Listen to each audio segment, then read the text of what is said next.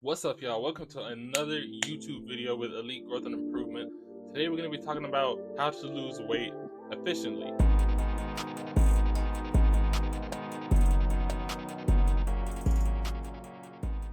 So losing weight can be different for everybody. It really depends on your metabolic rate and how busy or how active you are day to day to really determine how much you need to eat, how much you need to cut back on, those types of factors. But anyways, we're going to start off by talking about dieting. Your food intake is one of the biggest factors when it comes to losing weight. If you eat a surplus amount compared to what you're burning, you're still going to be gaining weight, which is why dieting is so important. It's also important to eat the right foods like vegetables, fruits, meat here and there, but staying away from dairy and carbs is kind of a big thing when it comes to not gaining any more pounds than necessary. A person's calorie intake should be based on their BMI, body mass index, which is a calculation of weight divided by height, as well as BMR, which is your basal metabolic rate, which is basically the calculation of how fast your body burns through food. Everyone's BMR is different because we all burn through calories in a different way. Some people have higher, some people have lower. People with higher BMRs normally tend to be skinnier for the most part and not really have the easiest time when it comes to gaining weight, as well as some of those who are on the lower end of the spectrum can normally put on pounds a little bit easier than some others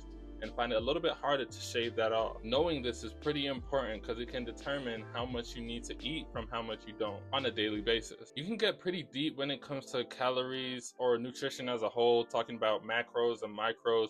That's gonna make this video a little bit too long, so we're gonna try and keep it to average. The recommended daily calorie intake for women between the ages of 19 and 60 are as follows: 1,600 to 2,400 for moderately active women, 1,500 to 1,800 for sedentary women. Sedentary basically means that you're not moving around as much, mainly if you're working in an office job or anything like that. For women over the age of 60, it's 1,600 to 2,200 for moderately active women, as well as 1,500 to 1,800 for sedentary women. For men, it's about 1,600 to 2,200 for sedentary men, and 2,200 to 3,000 for moderately active men. Finally, 2,800 to 3,800 for very active men. Once again, I'm stressing that this is just for the average male. Some people are taller than average, some people are shorter than average, and as I said, this can really have a factor when it comes to your metabolic rate and BMI. Next, we have exercise. When it comes to working out, it's a little bit easier to keep on top of and plan around based on whether you're working out from home or working out at the gym. If you have the ability to work out 4 to 5 days within the week in comparison to 2 to 3, obviously you're going to see the results quite quicker than you would otherwise. If you're going to the gym though, you're going to want to focus on cardio and core workout. Cardio, because this speeds up the weight loss process by your body using its nutrients to get you through a mile on the treadmill or an 8-minute walk on the Stairmaster. Some good equipments for cardio are the treadmill, Stairmaster, stationary bike, and elliptical. When it comes to core workouts, these are going to pronounce your abdominal muscles, obviously, but it's really important to do it because it also helps out with your balance and stability as well. And if you really want to make your six-pack pop, this is where you do it. But as I said, it's not just for your six-pack. It will give you that more fit look once you start to reduce the fat. Some effective core works are sit-ups, leg raises, bicycle crunches, Russian twists, and if you want a little bit harder workout,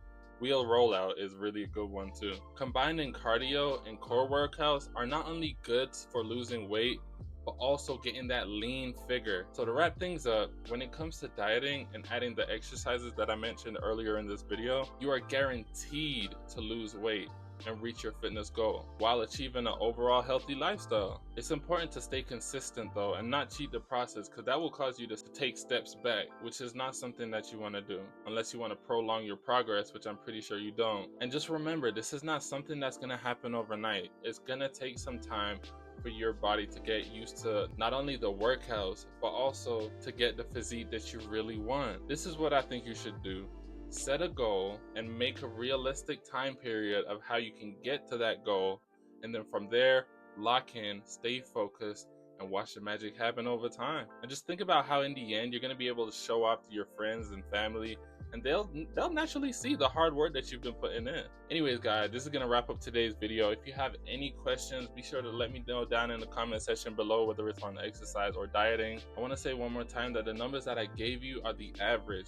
Really try and focus on figuring out your metabolic rate and your BMI, your body mass index, so you can get a better indication of where you need to be at on the dieting spectrum. I want to give a special thanks for those who made it this far in the video. I love each and every one of y'all. Please be sure to like, comment, and subscribe. Peace.